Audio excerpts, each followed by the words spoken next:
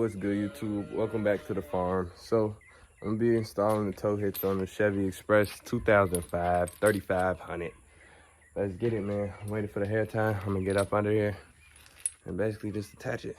It's pretty simple, but if you need a visual reference, 1 or 2 people can do it.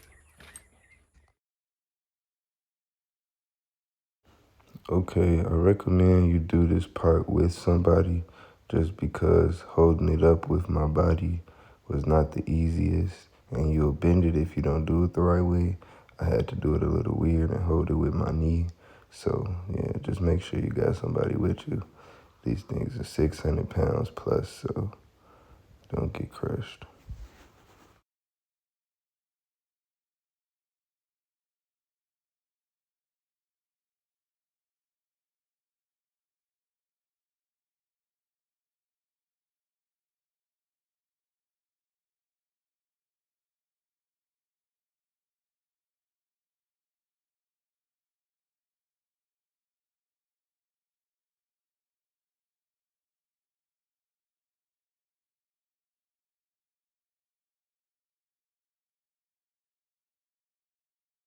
All right, let's go under and look at it.